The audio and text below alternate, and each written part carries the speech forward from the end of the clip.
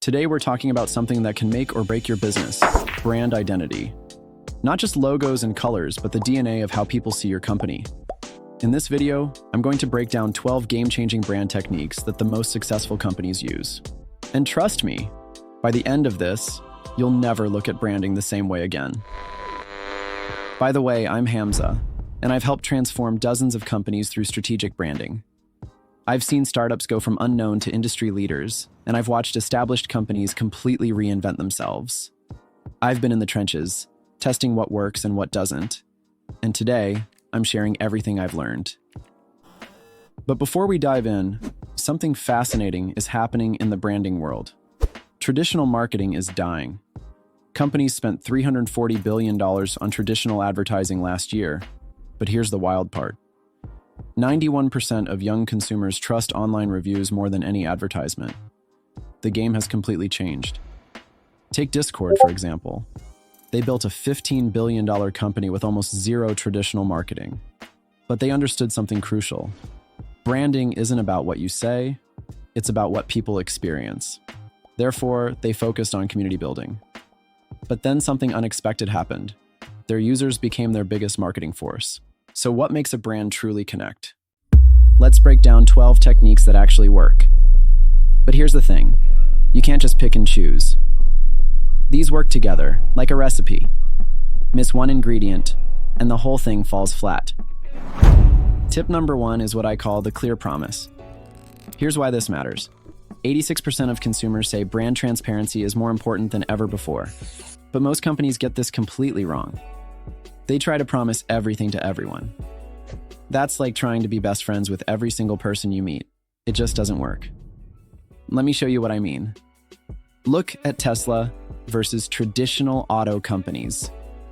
Traditional car companies try to be everything: luxury, performance, value, safety. But Tesla? They made one clear promise: to accelerate the world's transition to sustainable energy. Therefore, everything they do, from their cars to their solar panels to their batteries, aligns with this promise. But here's where it gets really interesting. When Tesla first started, people said electric cars would never work. The promise seemed impossible. But because they were so clear about their mission, they attracted die-hard fans who believed in that future. And those fans? They became Tesla's strongest marketing force. Let me share another example. Trader Joe's. In an industry where most grocery stores compete on having the widest selection, they took a completely different approach. Their promise? Curated unique products at great prices. Therefore, they stock fewer items than traditional supermarkets.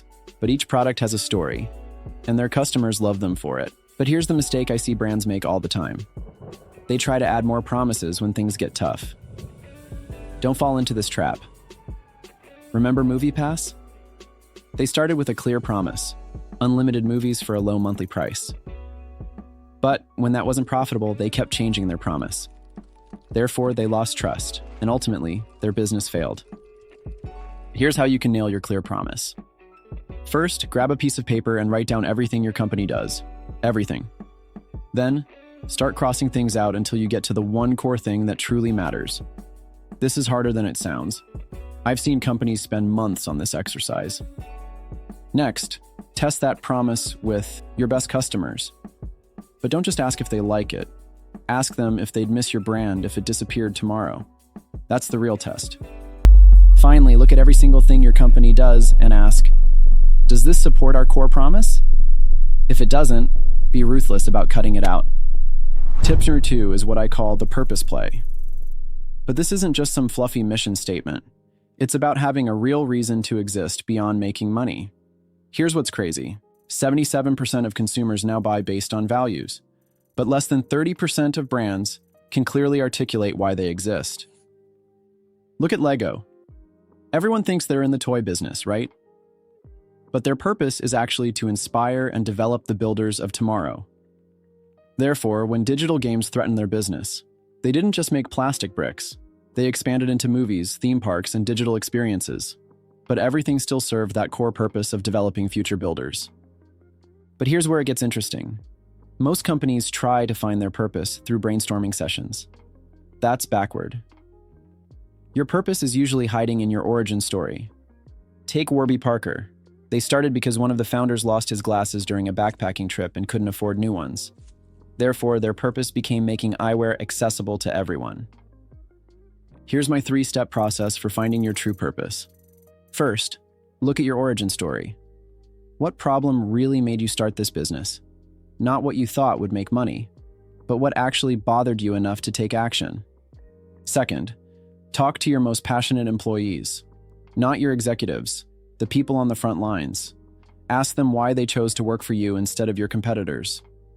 Third, and this is crucial, look at what your critics say about your industry.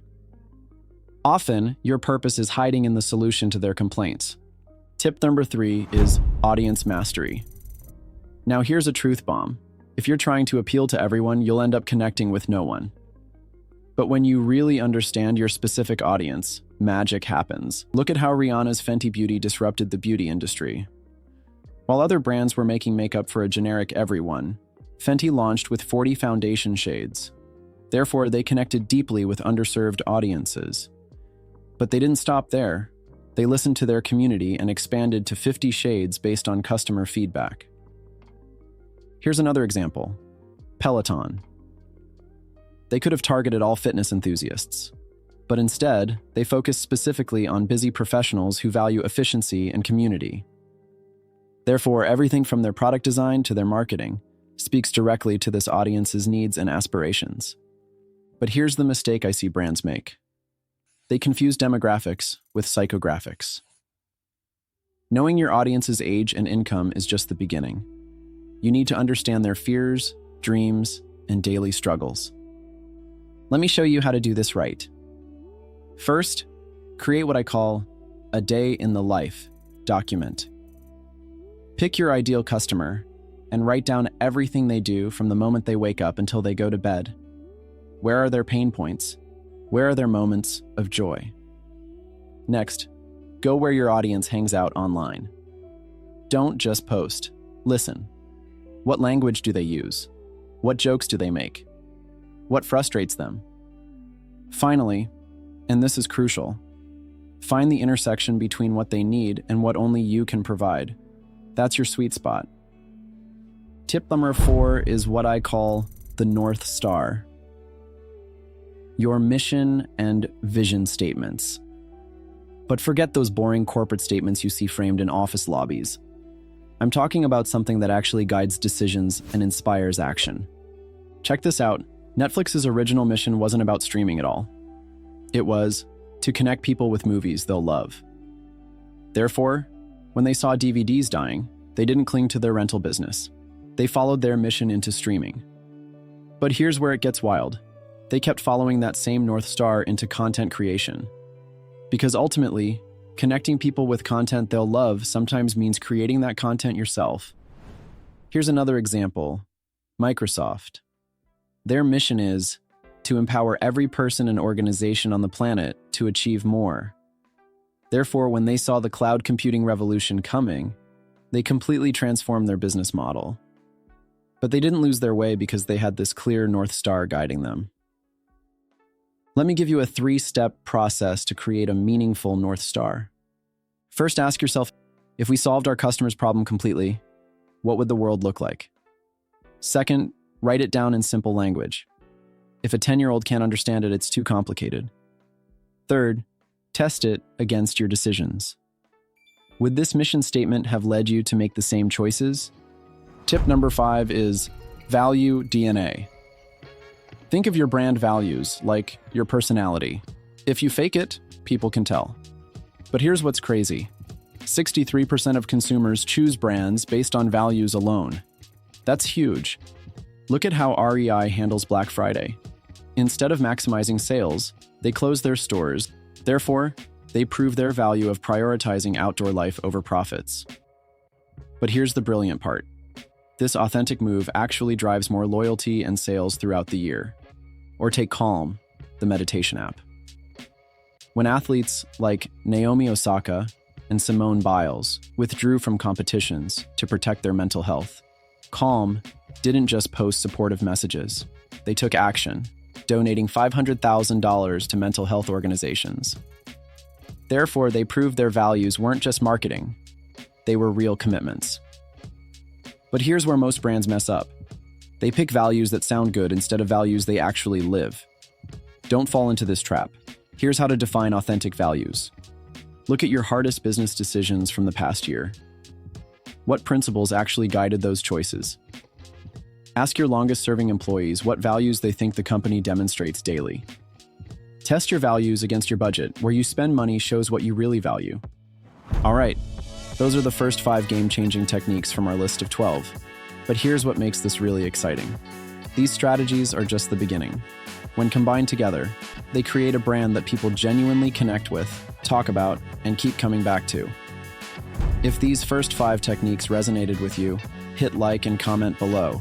Part 2 with the remaining 7 powerful strategies is coming soon. If you found this valuable, I've got something special for you. I host a community called Brand Builders, where we dive even deeper into these strategies. We've got templates, frameworks, and real case studies from brands that are crushing it right now. It's completely free, and you'll be joining thousands of other entrepreneurs and marketers who are leveling up their brand game. Drop a comment below letting me know which of these techniques resonated most with you. And don't forget to hit subscribe for more content like this. See you in the next one. Peace.